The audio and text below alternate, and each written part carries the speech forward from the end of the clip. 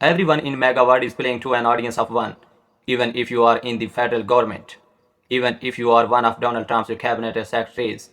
Your job, in his eyes, is not to serve the American people. It is to always serve his interest, which is why it was surprising that Cash Patel did the opposite, contradicting Trump and admitting his lies. But what was not surprising is the fact that Donald Trump had a little social meltdown over that very fact. We are going to get into it all, and some shocking update on the Epstein files, because we cannot stop talking about them before we get into it all. If I could quickly ask you to leave a like on this video, and if you have not already and you enjoy our channel, to hit that subscribe button because it goes a long way in supporting our work. Now before we get into that crazy Trump post and what Cash Patel admitted about it, I want to start with the perfect call out from Jamie Raskin of who Cash Patel really serves at all times, and his cover-up of Trump's crimes. Epstein files, telling podcaster Benny Johnson that the only reason the list was not released by DOJ and FBI was, quote, because of who's on that list. Upon your confirmation, you promised that, quote, there will be no cover-ups, no missing documents, no stone left unturned. And anyone from the prior or current Bureau who undermines this will be swiftly pursued. This spring, you ordered hundreds of agents to pore over all the Epstein files, but not to look for more clues about the money network or the network of human traffickers. You pulled these agents from their regular counterterrorism or drug trafficking duties to work around the clock, some of them sleeping at their desks, to conduct a frantic search to make sure Donald Trump's name and image were flagged and redacted wherever they appeared, whether an email, a text, a letter, an interview, a photograph, or a video.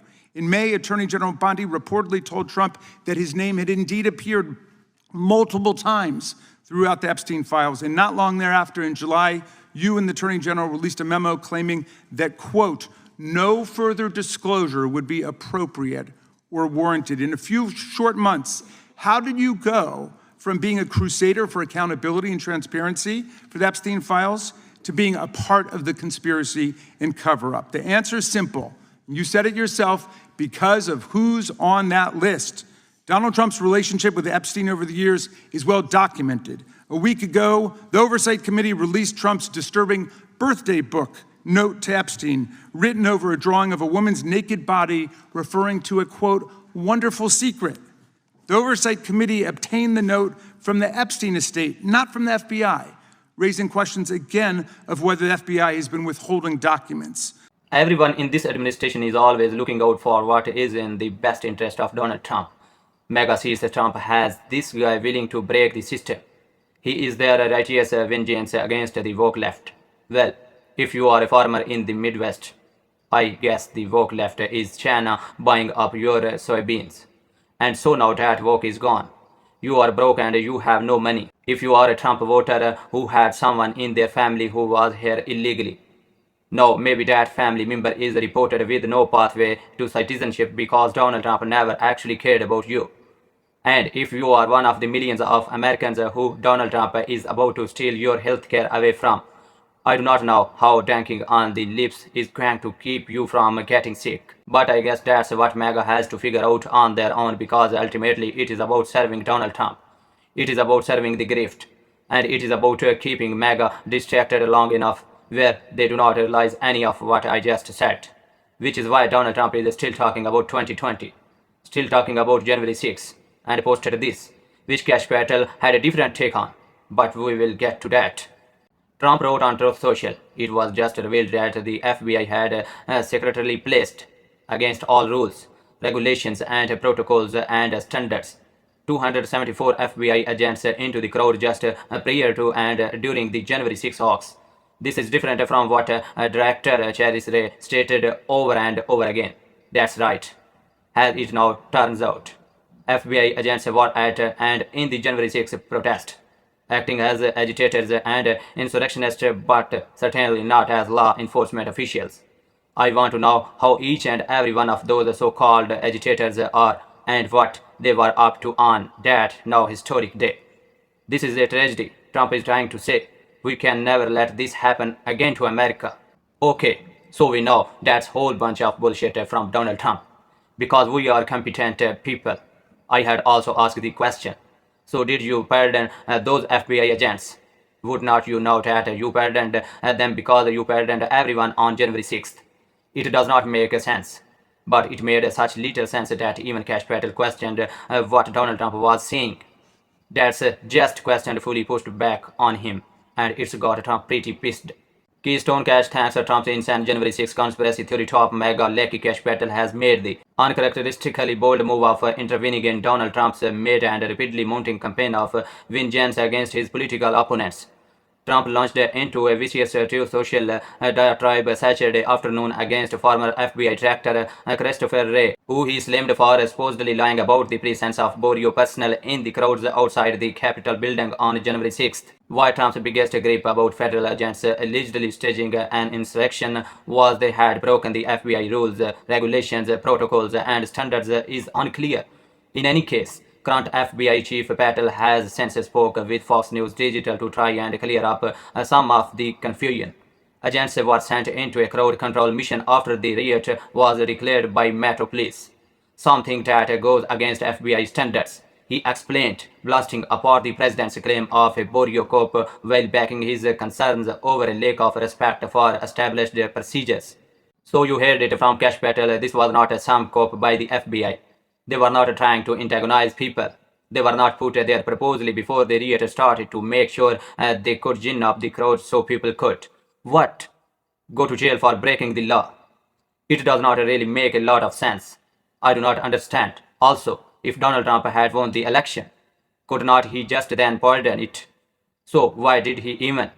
None of it makes sense. Like, you cannot even try to grapple with this. All is clear is that Cash Patel for some reason is coming out against what Donald Trump said. And it's interesting because if Cash Patel is saying the same thing that Christopher Wray said and breaking with Trump, does Cash Patel need to go to prison now according to Donald Trump? Like, is he also going to be indicted for saying something different than Trump? I do not know, this is all crazy, but it just goes to show it's difficult to find a through line, like a clear argument for what MAGA is saying when Donald Trump is just kind of jumping around the conspiracies that he wants to talk about. But I need to say something on the note of Cash Patel, the next Democratic president, as I have said again and again. And I will continue to need to govern with just vengeance, and that means firing Cash Patel on day one. He has a 10 years term as a FBI director that should not be respected because he does not command any respect. And I am just gonna keep saying that ahead of a 2028 primary that I know is really far away. But I do not want us to forget what this Trump presidency was like even while we are still in it. Then because we are focused on the future, and I know there is gonna be a lot of talk of the future and that's important. I think that we learned in 2024. If we do not correctly process the present and understand the past, the future is going to fuck us as we are currently living in right now. So let's make that pretty damn clear. And let's also make clear an issue that Donald Trump wants to make the past. But we will not let go away. And that's the Epstein files. And we have new updates from Jen Psaki right here. And remember this tweet from that very day? Time to drop the really big bomb, Musk wrote. Donald Trump is in the Epstein files. That is the real reason they have not been made public. Have a nice day, DJT. Well, nearly 4 months have passed since then, and the Trump administration still has not released the Epstein files. The story goes on. But Democrats have been fighting tooth and nail to get their hands on whatever documents they can. And today, Democrats on the House Oversight Committee released new documents obtained from Epstein's estate. This batch included flight logs and some of Epstein's daily schedules. Now, included in those documents are the names of some pretty powerful people, including Trump allies like billionaire Peter Thiel, Steve Bannon, and yes, Elon Musk himself. As Epstein's calendar put it, reminder, Elon Musk to island December 6th. Is this still happening? Question mark. There you go. Well, I mean, okay then. It's there. And look, there's a running theme here. Every time the House Oversight Committee gets to work, something new comes to light. We've seen that over and over again. That's kind of the point. That's why they want all the files released. And there's been a big step forward in the House toward doing just that. The discharge petition to force a vote on a resolution to compel the release of the Epstein files is now on track to hit the required 218 signatures. Democrat Adelita Grijalva won a special election in Arizona on Tuesday, but she hasn't been sworn in yet. Grijalva and other Democrats have said Speaker Mike Johnson can swear her in at any moment, but that he's dragging his feet. 2 weeks ago, Johnson swore in another Democrat based on unofficial results. But now he's insisting on official results to come in before swearing in Adelita Grijalva. Funny how that works, isn't it? And yes, Grijalva thinks the Epstein petition is definitely a factor. I'm sort of wondering why in 2 weeks the rules are so different, and maybe it has something to do with the fact that I'm number 218.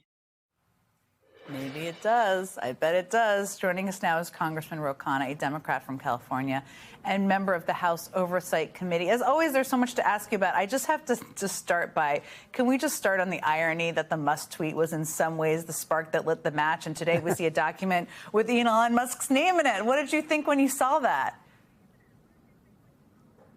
You know, I'm just amazed how many powerful people does Jeffrey Epstein know? I mean, this is like the president of the United States. He's hanging out with Musk, with Bill Gates, with Peter Thiel. The list is endless. And this is why Americans are asking, what is behind this? And the reality is, okay, Elon issued a denial. He said, I wasn't at the island. You know what the best way to know is just release the files. Release all the files, get all the evidence out there, and we'll have the facts out. But the drip, drip, drip actually is just feeding more concern that elite people are being protected. No question about that. And in the interim, while they're dragging their feet, you guys are tirelessly pushing for more information. I mean, Steve Bannon is also mentioned in these documents. Your colleague, Ranking Member Robert Garcia, said back in July that he was a target for his 15 hours of Epstein footage, that in terms of a subpoena target. Are you going to ask the committee for a subpoena for him? I mean, is this somebody whose information and all of his footage would be of interest to the committee getting their hands on?